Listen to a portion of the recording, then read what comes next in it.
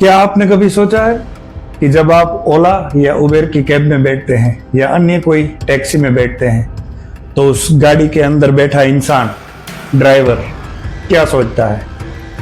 क्या वह मुस्कुराहट सिर्फ दिखावे की है या उस मुस्कुराहट के पीछे छुपा है पेट पालने का संघर्ष, लोन की किस्त, बच्चों की फीस और पेट्रोल के बढ़ते दाम? जी हाँ, आज हम बात करेंगे उन बदलावों की जो हाल ही में ओला उबेर जैसे ऐप आधारित टैक्सी सेवाओं में जो हुए हैं, और जानेंगे क्या ये बदलाव ड्राइवरों के लिए वरदान है या सिर्फ एक और छलावा। हाल ही में भारत सरकार और कुछ राज्य सरकारों ने ऐप आधारित टैक्सी सेवाओं पर ध्यान देना शुरू किया है। कुछ प्रमुख बदलाव इस प्रकार है। कैब का न्यूनतम किराया बढ़ा दिया गया है। पहले 8 रुपए से 10 रुपए प्रति किलोमीटर की दर से जो किराया लगता था वह अब कई शहरों में 12 से 15 तक पहुंच गया है। सरकार ने कुछ करों में छूट दी है। पेट्रोल डीजल पर टैक्सी ड्राइवरों को सब्सिडी या विशेष रेट मिलना शुरू हुआ है। कुछ राज्यों में प्लेटफॉर्म कंपनियों पर निगरानी बढ़ाई गई है। ओला उबर जैसे ऐप अब मनमाने कमीशन नहीं काट सकते। नई नीतियों के अनुसार सरकार ने इन ऐप्स को अधिकतम कमीशन 20% तक सीमित किया है। ड्राइवरों के लिए बीमा और सुरक्षा योजनाओं की शुरुआत की है। कई राज्य सरकारों ने ड्राइवरों के लिए जीवन बीमा, स्वास्थ्य बीमा और आकस्मिक सहायता के प्रावधान शुरू किए हैं। कैब ड्राइवरों को अब अपनी राय और समय की जानकारी साफ साफ ऐप पर दिखती है। इससे उन्हें पारदर्शिता मिलती है और एक्सप्लॉइटेशन थोड़ा कम। एक वक्त था जब लोग अपनी नौकरियां छोड़कर ओला उबेर में गाड़ी चलाने लगे क्योंकि वादा किया गया था हर महीने 1 लाख कमाओ। शुरुआत में सच भी लगा। इंसेंटिव मिलते थे, बोनस मिलता था, रात में गाड़ी चलाने पर 2 गुना किराया मिलता था। लेकिन फिर कमीशन बढ़ता गया।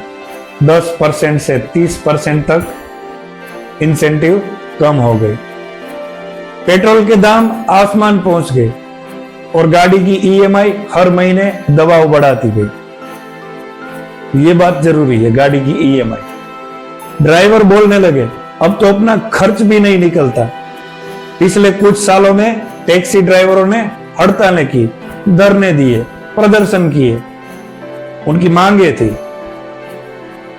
किराया बढ़ाया जाए, लेकिन उन पर कुछ ध्यान नहीं दिया जाता था।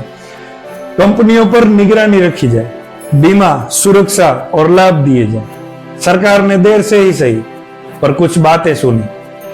कुछ राज्यों में न्यूनतम किराया निर्धारित किया गया। कुछ राज्यों में पहले न्यूनतम किराया निर्धारित किया गया।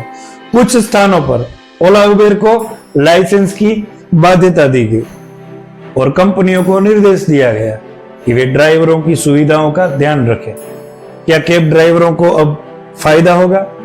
हाँ, कुछ हद तक फायदा जरूर हुआ है और कुछ हद तक फायदा जरूर होगा। ये नए नियम से कमीशन घटने से उन्हें ज्यादा पैसा मिल सकता है। कमीशन घटने से उन्हें ज्यादा पैसा मिल सकता है। बीमा और सुरक्षा से परिवार को सुरक्षा मिल सकती है। किराया बढ़ने से प्रति किलोमीटर आमदनी बेहतर हुई है, लेकिन चुनौतियां अभी भी है। ऐप्स अब यात्रियों से डायनेमिक किराया वसूलते हैं पर ड्राइवर को तय रेट ही देते हैं। बहुत से ड्राइवरों को न तो बीमा मिला न लाभ, क्योंकि वो कॉन्ट्रैक्ट बेस पर है और कंपनियां अब ब्लैक लिस्टिंग या रेटिंग के नाम पर ड्राइवरों को दबाव में रखती है। ग्राहक को फर्क पड़ा है क्या इससे? अब ग्राहक भी सोच रहे हैं पहले 120 लगते थे, अब 180 क्यों? पहले 120 लगते थे, अब 180 क्यों? क्योंकि कंपनियां डायनेमिक प्राइसिंग करती है। ट्रैफिक, डिमांड, रूट सबका अलग अलग रेट। लेकिन यह भी सच है कि ड्राइवर को इसका उतना लाभ नहीं मिलता जितना ग्राहक सोचते हैं। ग्राहक सोचते हैं उतना लाभ इनमें नहीं मिलता। इसका मतलब यह है कि ग्राहक ज्यादा दे रहा है लेकिन ड्राइवर को उतना फायदा नहीं। क्या सरकार को और कुछ करना चाहिए? हाँ, कुछ तो करना चाहिए जरूर। हम आगे बात करेंगे। स्थायी न्यूनतम किराया फिक्स हो ताकि कोई मनमानी ना हो। ड्राइवरों को नियमित श्रमिक का दर्जा मिले। ड्राइवरों को नियमित श्रमिक का दर्जा मिले। कंपनियों पर सख्त नियंत्रण हो। वो वर्किंग शर्तें कैसे तय कर रही है? सप्ताह में 1 दिन छुट्टी और मानसिक स्वास्थ्य हेल्पलाइन दी जाए। प्रशिक्षण और नए टेक्नोलॉजी के साथ अपडेट किया जाए। हम एक बात करते हैं, एक छोटी सी कहानी सुनाते हैं। अहमदाबाद का एक ड्राइवर भाई 2017 में पहली बार ओला गाड़ी खरीदी। EMI 18,000 थी। पहले महीने 90,000 कमाया। खुशी की लहर दौड़ उठी। फिर धीरे धीरे इंसेंटिव कम हुआ, कमीशन बढ़ा, खर्चा बढ़ा और अब 2025 तक आते आते कभी 500 भी जेब में नहीं बचता। यह है असली कहानी।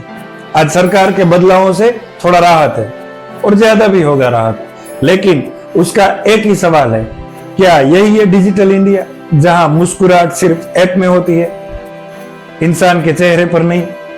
तो भाइयों और बहनों, हम जो कैब में बैठते हैं, एसी में आराम करते हैं, कभी सोचा है उस ड्राइवर के बारे में जिसने 12 घंटे स्टीयरिंग पकड़ी है?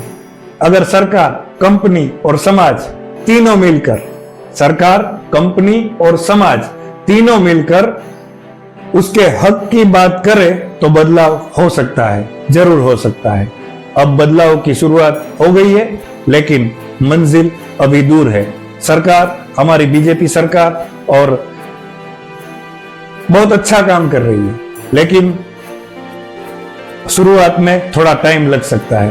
तो हमारे नितिन गडकरी जी भी कुछ नए नए निर्णय लेते रहते हैं और वो अच्छे भी रहते हैं, लेकिन उनमें बदलाव करना थोड़ा टाइम लग सकता है और आगे अच्छा होगा। तो भाई, पूरे देश की रीढ़ ड्राइवर है और ड्राइवर को कुछ सुविधाएं मिलनी चाहिए, क्योंकि ट्रक ड्राइवर या टैक्सी ड्राइवर अगर सही सलामत है, अच्छे से सुविधा मिलती रहेंगी तो ये देश, ये व्यवस्था और भी आगे बढ़ती रहेंगी। और हाँ, पहले की सरकारों से इस टाइम और भी बहुत अच्छा है।